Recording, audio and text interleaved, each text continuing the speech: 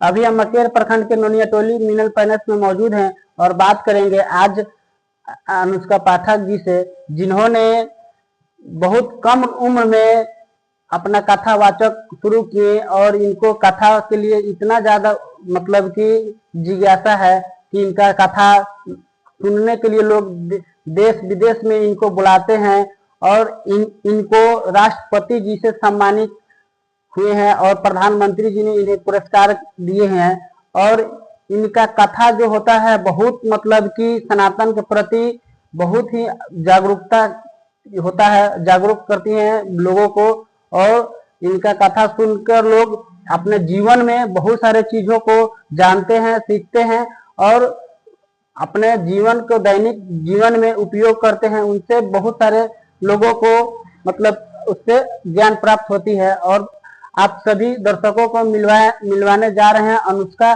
पाठक जी से, जिसे आप सभी से जानकारी साझा करेंगे। जैसे में आप सबसे पहले आपके चैनल पर देख रहे समस्त दर्शकों को मैं प्रणाम करती हूँ।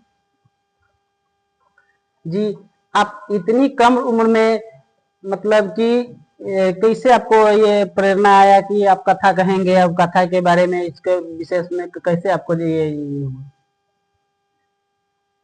ये हमारे पिताजी कथा कर रहे थे रामकोला शहर में, हमारे यहाँ, हमारे घर से थोड़ी दूरी पर। वहीं पर हमारे बाबा जी जा रहे थे कथा सुनने। अब पास में कथा हो रही थी तो जा रहे थे, तो हम भी बोले कि हम भी चलेंगे। गए, कथा सुने और जो भी सुने हमको सब याद हो गया। और हम आए घर पे और अपने बड़े पिताजी से सब बता दिए और बोले कि हमको भी कथा करनी है। हमारे बड़े पिताजी ने तो मना किया, ये कोई साधारण नहीं, सब कोई नहीं कर पाता और तुम तो भी बच्ची हो, नहीं कर पाओगे। लेकिन हमने कहा हमें करनी ही है। तो गए और मंच पर बैठकर जितना भी सुने थे सब हम कह दिए। तभी से प्रभु की कृपा हुई, हम कथा कहना शुरू कर दिए। और लोग कहते हैं कि आप जादू भी करते हैं, क्या मतलब आप क्या ये जो कथा में जानते हैं तो लोग पूरा भीड़ लगा देते हैं, पूरा काफी मतलब कि दर्शक में आपका कथा सुनने के लिए व्याकुल हो जाते हैं, पूरा ये हो जाता है। तो आप क्या अपने जादू भी कोई सीखे हैं क्या, कोई जादू भी करते हैं क्या? नहीं, हम जादू तो नहीं करते हैं, हम भगवान की बस कथा कहते हैं और लोगों को सत्य पर चलने के लिए बताते हैं कि सत्य पर चलिए। यदि सत्य पर चलेंगे, भक्ति के मार्ग को अपनाएंगे तो कल्याण होगा। हम कोई जादू नहीं जानते हैं, हम तो बस प्रभु की कथा जानते हैं जी। और जैसे रामचरितमानस से लेकर भगवत गीता से लेकर और अन्य कई सारी कथाओं आप सुनाते हैं। एक आप रामचरितमानस इसका एक श्लोक सुना दीजिए अपने श्रोता के लिए। रामचरितमानस में हमें कैसे जीवन जीना चाहिए शिक्षा मिलती है। हर एक बातों से हम एक बात बता रहे हैं और ये बड़ी समझने की बात है। और यदि ये किया जाए ना तो भगवान अवश्य मिलेंगे, लेकिन इसके साथ साथ में भक्ति करना चाहिए। हम हर परिस्थिति में एक समान रहे। ऐसा नहीं कि कोई खुशी की बात हो तो खूब प्रसन्न हो जाए और कोई दुख की बात हो जाए तो खूब रोएं। ऐसा नहीं करना चाहिए, क्योंकि भगवान श्री राम वो हर समय हर परिस्थिति में एक समान रहते थे। उनको जब पता चला कि राज्याभिषेक होने वाला है, वो उस समय प्रसन्न नहीं हुई, बल्कि वो तो बोले मैया जानकी से कि मुझे आज अयोध्या में कुछ अनुचित सा लग रहा है। बोली क्या मेरे प्रभु? बोली कि हम चारों भाइयों का जन्म, नामकरण, संस्कार, पढ़ना लिखना, खेलना कूदना, विवाह भी एक ही साथ हुआ, लेकिन आज हमें राज्य दिया जा रहा है, अकेले क्यों? भरत और शत्रुघ्न आ जाते तब दिया जाता। फिर बाद में पता चला नहीं नहीं, 14 वर्षों का वनवास मिल गया आपको। उस समय प्रभु दुखी नहीं हुए। उन्होंने तो कहा कि मुझे अभी लोग अयोध्या का राज देने का विचार कर रहे थे, लेकिन पिता भिन्न मोहि कानन राजू, पिताजी ने तो मुझे सभी वनों का ही राजा बना दिया।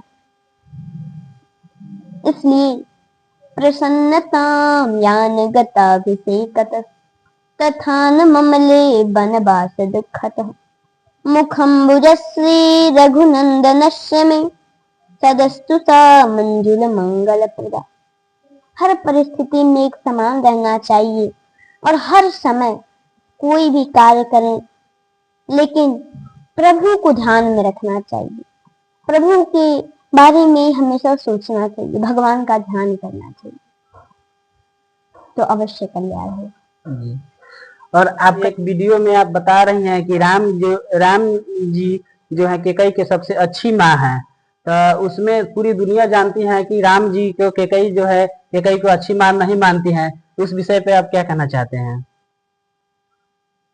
देखिए, जो लोग ऐसा सोचते हैं कि कई कई मैया बुरी हैं, वो अच्छी नहीं, उन्होंने भगवान को वन में भेजा, तो निवेदन ये है कि पहले रहस्य को जाने, पहले जान लें, अच्छे से पढ़ लें कि हुआ क्या है असली में, तब कुछ कहना चाहिए। क्योंकि कैकई मैया ना, वो भगवान राम को वन में भेजी तो भगवान राम के वरदान को पूरा करने के लिए, क्योंकि भगवान राम ने ही उनसे मांगा था कि माँ, पहले भगवान राम, हम आपको बताते हैं और ये कथा लोगों को बड़ी पसंद भी आती है हमारी।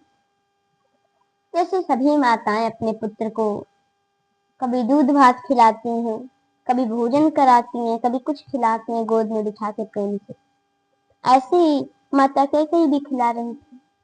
भगवान राम ने कहा, माँ, आपने हमसे कभी ये नहीं पूछा कि पुत्र तुम्हें कुछ चाहिए? उन्होंने कहा, अगर कुछ चाहिए तो जल्दी बोलो, तुम कुछ मांगो और हम न दें, ऐसा हो नहीं सकता, मांगो ना राम। तो भगवान राम ने कहा, माता, एक समय आएगा कि आपको पिताजी से मेरे लिए 14 वर्षों का वनवास मांगना होगा। बस उसी समय से भगवान राम से इस वरदान को लेकर बड़ी दुखी भी थी मैया, लेकिन वचन भी दी थी तो पूरा करना ही था प्रभु की खुशी के लिए। तो समय आया, वरदान मांगे और भगवान वन में गए। तो कैकेयी मैया बुरी नहीं है, वो बहुत अच्छी हैं, और ये बात सत्य है कि सर्वाधिक प्रेम करने वाला भगवान राम से मैया कैकेयी ही है। और आपने इतनी ही कम उम्र में मतलब आप कथा भी कर लेते हैं क्या? ये कथा के साथ साथ आपका पढ़ाई भी जारी है?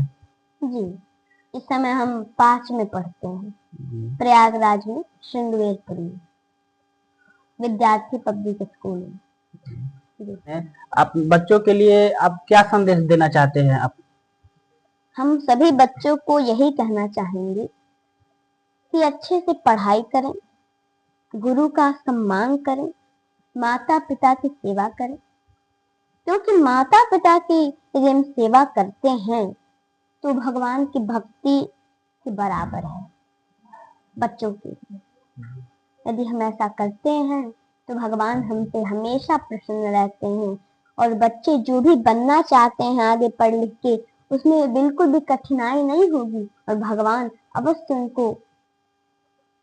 उन पे कृपा करेंगे और उनको सफलता प्राप्त होगी। वक्त से एक आप कथा सुना दीजिए छोटा सा। सच्चिदानंद रूपाय विश्वोत्पत्त्यादिहेतवे तापत्रय विनाशाय श्री कृष्णाय वयं नमः। सत्य, चित्त और आनंद सच्चिदानंद स्वरूप परमात्मा को हम सभी लोग प्रणाम करते हैं।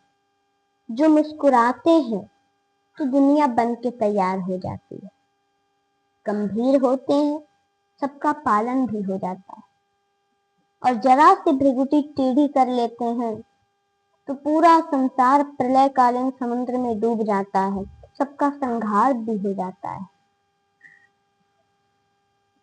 और जिनके नाम लेने मात्र से तीनों प्रकार के